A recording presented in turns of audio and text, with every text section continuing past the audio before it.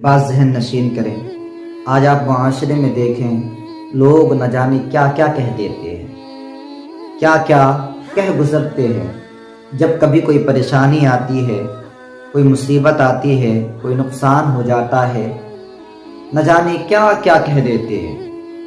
یہ چیز بڑی فکر مند کرتی ہے کہ لوگ لا علمی کی وجہ سے جانتے نہیں اپنی زبان سے کچھ بھی کہہ دیتے ہیں۔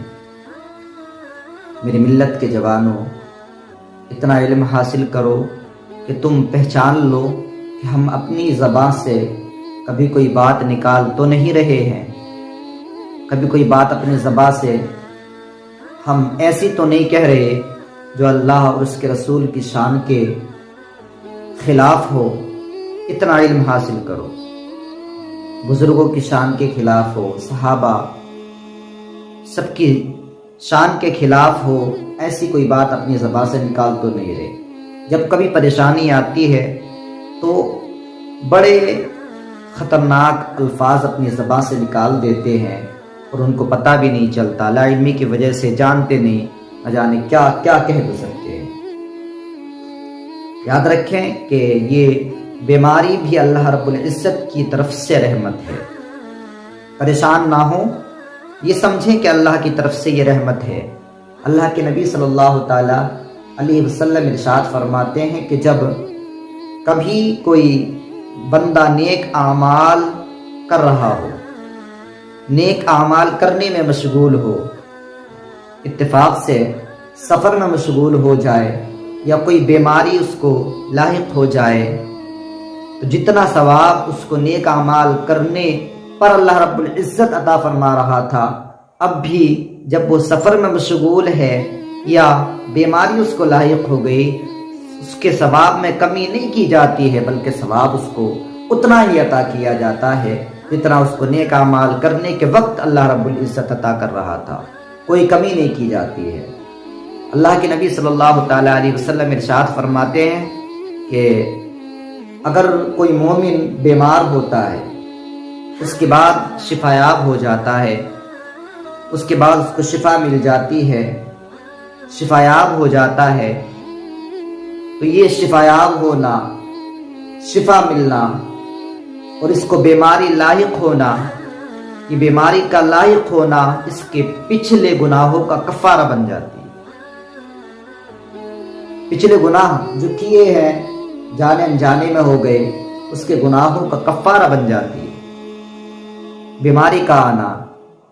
اللہ کے نبی صلی اللہ تعالی علیہ وسلم ارشاد فرماتے ہیں بیماری جب آئے تو صبر کرو، جب کبھی بیمار ہو جاؤ تو صبر کیا کرو۔ اللہ کے نبی صلی اللہ تعالی علیہ وسلم بیٹھے ہوئے تھے، مجلس لگی ہوئی تھی، ایک شخص آیا، اس کی چادر میں چڑیا کے بچے تھے، چڑیا کے بچے لے کر کے حاضر ہوا، آیا اللہ کے نبی کی بارگاہ میں پیش کیے، آقا یہ چڑیا کے بچے ہیں، میں راستے سے آ رہا تھا، بچوں کی آواز سنی، میں لے کر کے آ گیا، میں لا رہا تھا، تو جب کبھی میں ان بچوں کو اپنی چادر سے باہر کرتا تو اس کی ماں چڑیا میرے سر پر منڈلانے لگتی، میرے سر پر گھومنے لگتی، چکر لگانے لگتی۔ جب چادر سے باہر کرتا تو وہ ان بچوں کے قریب آ جایا کرتی۔ کتنا پیار یہ اپنے بچوں سے کیا کرتی ہے، کتنا پیار یہ اپنے بچوں سے کیا کرتی ہے۔ اللہ کے نبی صلی اللہ تعالی علیہ وسلم فرماتے ہیں کہ جتنا پیار یہ اپنے بچوں سے کیا کرتی ہے، آپ نے اندازہ کر لیا کہ یہ ہمہ وقت اپنے بچوں کے پاس رہنا پسند کرتی ہے، دور ہونا پسند نہیں کرتی۔ اب اندازہ کریں، اللہ رب العزت اپنے بندوں سے اس سے 70 درجے زیادہ پیار کرتا ہے، 70 گناہ زیادہ اپنے بندوں سے اللہ رب العزت پیار کیا کرتا ہے۔ جب اس کی محبت کا یہ عالم ہے کہ اپنے بچوں سے جدا ہونا نہیں چاہتی ہے کہ ان کو کوئی تکلیف دے، جب اللہ رب العزت کی محبت دیکھیں کہ اپنے بندوں سے 70 گناہ زیادہ پیار اس چڑیا سے کیا کرتا ہے، جتنا پیار یہ چڑیا کرتی ہے اس سے 70 گناہ زیادہ اپنے بندوں سے اللہ رب العزت پیار کیا کرتا ہے۔ جب کبھی پریشانی آئے، بیمار ہو،